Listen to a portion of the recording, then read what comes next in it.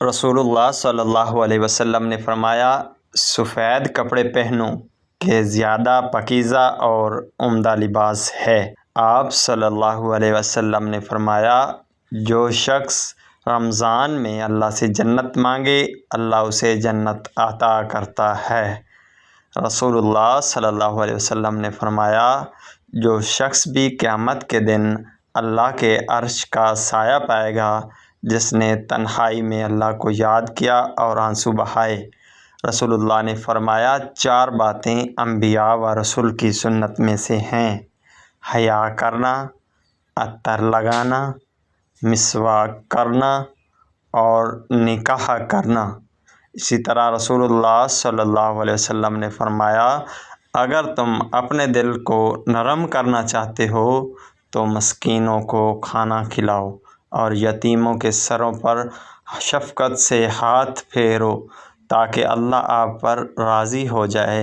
رسول اللہ صلی اللہ علیہ وسلم نے ارشاد فرمایا، مریض کی عیادت کرنے والا واپس آنے تک جنت کے باغ میں رہتا ہے۔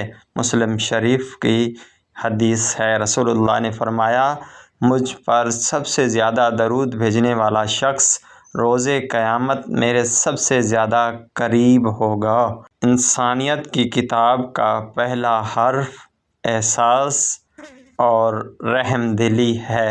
یا رب انہیں بھی سکون دے، یا رب انہیں بھی سکون دے جو چہرے سے تو مسکراتے ہیں پر اندر سے ٹوٹے ہوئے ہیں۔ دنیا میں عورت کو سب سے زیادہ عزت حضرت محمد مصطفیٰ صلی اللہ علیہ وسلم نے دی اور دین اسلام نے دی۔ مسلمان کے 5 حقوق۔ رسول اللہ نے فرمایا، ایک مسلمان کے لیے اس کے بھائی پر 5 چیزیں واجب ہیں: سلام کا جواب دینا، چھینک مارنے والے کے لیے رحمت کی دعا کرنا، دعوت کو قبول کرنا، مریض کی عیادت کرنا، جنازوں کے ساتھ چلنا۔ ان 5 حقوقوں پر عمل کریں۔ بہترین نکاح وہ ہے جس میں لڑکی کے باپ پر ایک تنکے کا بھی بوجھ نہ ڈالا جائے۔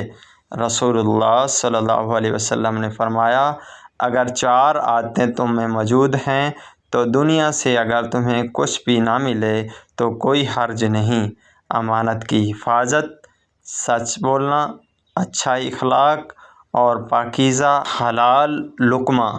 ہنستے رہا کریں، ہم نے کون سا یہاں صدیاں گزارنی ہیں۔